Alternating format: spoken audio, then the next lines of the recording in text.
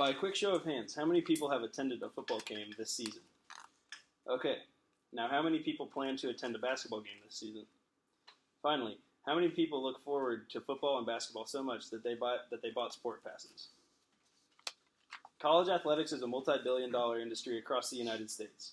There has been a long debate as to whether the male and female athletes that drive this industry should be paid for what they have to offer their schools. According to Provost of Oklahoma State University, Robert Sternberg, college athletics fuels school pride and a large portion of the revenue that colleges bring in a calendar year. This is an issue that affects all students at any college. It is lively that factors such as school pride and good facilities played a part in most of our decisions to come here. I plan my weeks around football games, and the basketball games have followed college sports for the last 5 or 6 years. I have been able to learn more about what it takes to be a college athlete.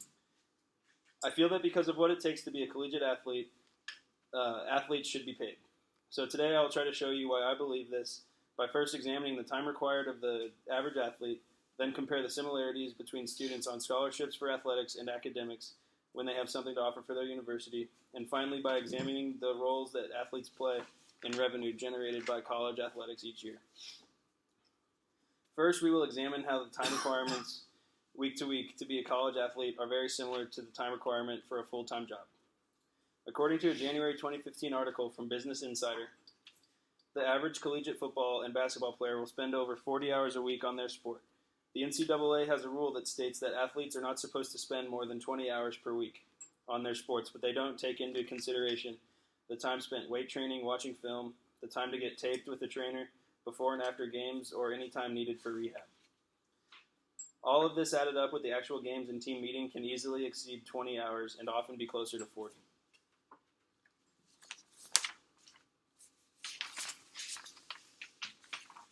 This packed stadium at a football game shows how important college sports is to most schools.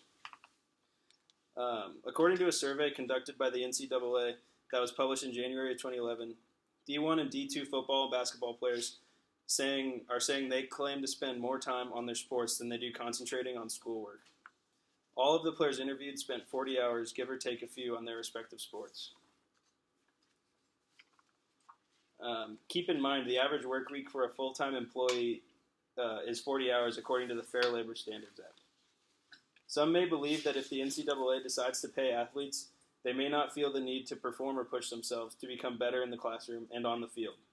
But for some athletes, the ultimate goal is the pros, so the athletes will continue to work but will also have a financial stability if they do not achieve what they set out for. Robert McCormick, an attorney for the NLRB, explains there are more demands put on these young men than any employee of the university. In some states, there are labor laws for private practices, which include private universities. These laws may be able to state that the players are employees, therefore they should receive an income.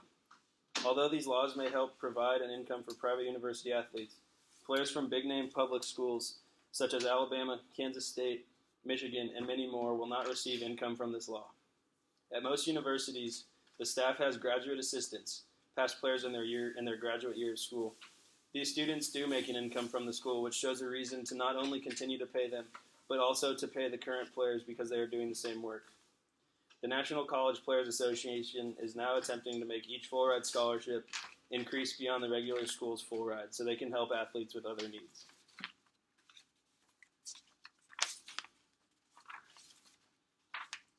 Now that we have examined how being a collegiate athlete is like having a full-time job, we can compare the similarities between students on scholarships for academics and athletics when they have something to offer for their school. The biggest reason for the NCAA not paying athletes is that it would get rid of their amateur status. According to dictionary.com, an amateur is a person who engages in a pursuit, especially a sport, on an unpaid basis. In the eyes of the NCAA, athletes can receive no salary, no contracts with a professional team, and have no contract with an agent while they are in college, or this voids their amateur status. Some people would argue that the athletic scholarship is fair payment for their services, but I believe the scholarship only compensates them to play for the school. The money generated from the sport is due to the players, so they should receive compensation based on the fact that they make the school often large amounts of revenue. This NCAA football game is a prime example of a way the colleges will make money off of the players' sports. Millions of copies are sold of that game each year, and the players aren't receiving any of the benefits. A student on an academic scholarship can work for the university to benefit them, and they are still able to be paid on top of the scholarship they were given to attend the university. The scholarship got them in the door, so to speak, but now they offer the university a service and are compensated. This is how the scholarship system with the athletes work, except the school isn't compensating them. Lastly, we will look at the role collegiate athletes play in the amount of revenue that they bring into schools each year. According to a study from the National College Players Association that was published in March of 2013, the average Division I football player is worth about $137,000 per year, and the average Division I men's basketball player is worth around $289,000 per year. This number is the projected amount the player would be worth if the players could be signed based on their abilities. The average college athlete will earn about $23,000 in scholarship, so there is a pretty large discrepancy between these two values. Secondly, colleges are able to sell jerseys and other sports apparel with that carry the significance of the athlete. Whether that is a jersey with the athlete's number or name, they are able to profit from the namesake, and they are able to profit from the namesake or the reputation of the athlete without compensating them for it. The NCAA argues that they will not monetize the players who are at the school for an education first and foremost, but as I stated earlier, some athletes feel that their sport is the reason they are at the school, not to get an education.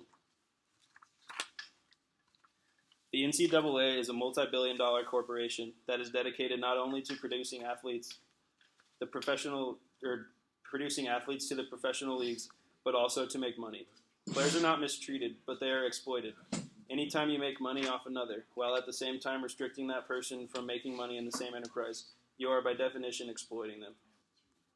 In 2013, the NCAA brought in $913 million, but only distributed $527.4 million to the universities. This shows how much money the NCAA is profiting on the performance of each athlete by exploiting them. So in conclusion, I believe that NCAA athletes should be paid. We looked at the time it takes to be a collegiate athlete and then compared how students on academic scholarships are compensated and how athletes are not. And finally, we looked at how the role that collegiate athletes play in the amount of revenue that is brought to their school each year. My hope for today is that I have persuaded you to believe that college athletes should be paid, or at least help you to see this argument from a new point of view. To conclude, I will leave you with a quote from an unknown author that I feel most athletes would agree with, and most people in general could find applicable to them. Every pro was an amateur once, every expert was once a beginner, so dream big and start now. Thank you.